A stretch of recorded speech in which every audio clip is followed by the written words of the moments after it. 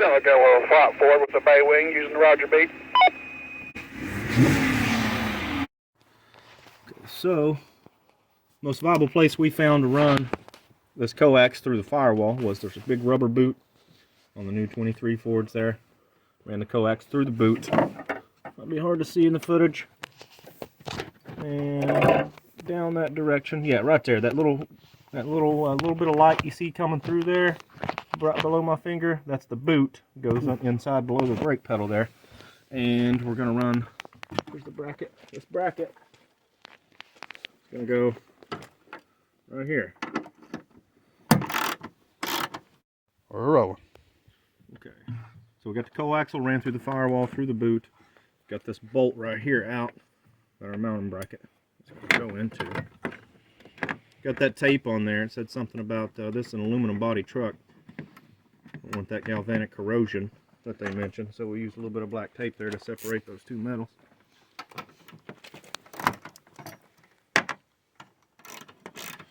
Long bolt.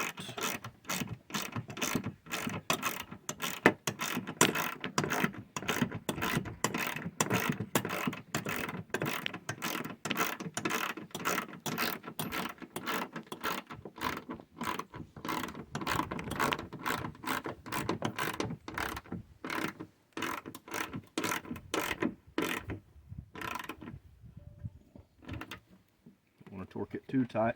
Make sure our bracket is all the way up against the lip.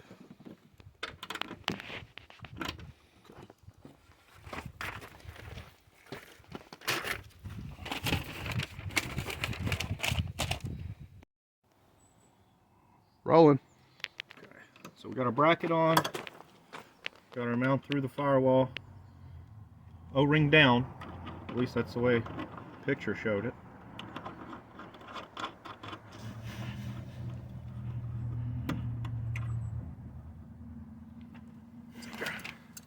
Decrescent.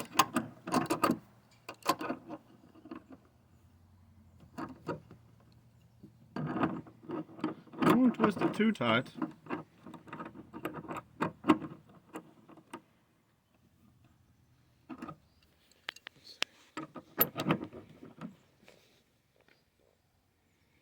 That feels tight enough. It's kind of pointing outwards a little bit, but I don't think it matters. Let's see if we can get that back. Like the whole thing? Yeah. Okay. I'll tell you what, loosen it up a little bit, and I'll hold it over there while you retighten it. I never thought about that. Well, when you turn a little bit more. Okay. Actually, that might have just fixed it, and I don't think it even loosened it up any. I think it just turned the whole thing, didn't it? Yep. All right, good enough. Yep, that's good. All right, now we were a little concerned about right here with this pinch point with the coax between the hood and the fender gap, but I think it'll be all right. Just go ahead and close the hood down, and we'll see. These new trucks, they take a little bit of a slam anyways.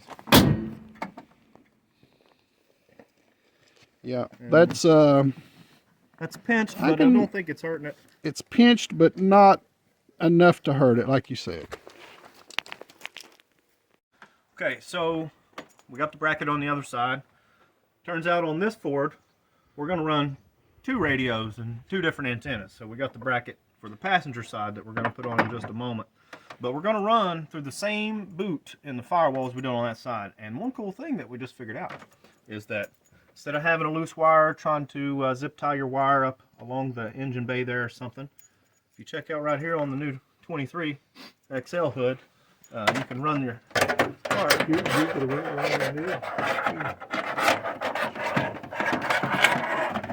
can just keep feeding it right through to the other side, right out to where we came up from the other side. And there's some good B-roll. I'm ready for it.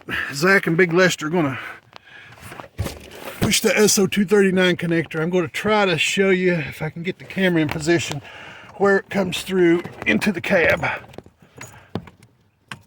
I got it.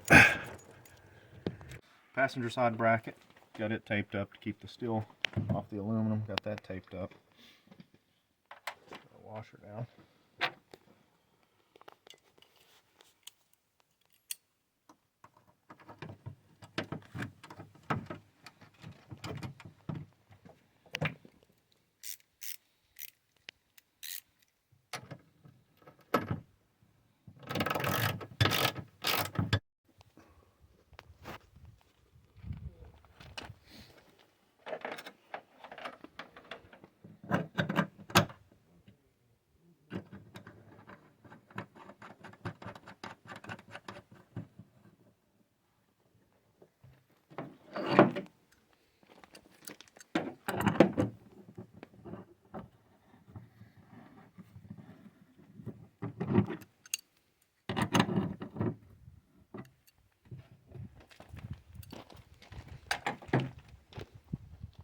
Okay, so one thing we noticed here on the passenger side is right here on this new 23 Ford is this is a pinch point. So you want to make sure that your wire's in front of this lip right here. So we're going to take a zip tie and make sure that it's tied in this part right here. So that way it keeps it away from here. Because watch when you go to close the hood, right, see how that would be a pinch point right in there? So you want that cable to be in front of it. All right, we're going to test the passenger side antenna. Midland MXTA 26 GMRS tune. All right, and we're using the Ray Diddy DB25G. Let's test it out. WRKX 250. All right, looks like the SWR is 1.9, getting 14 watts out. All right, we're going to test the Tram dual band antenna. I have the ASU 7800R hooked up with the Farsimeter 2000.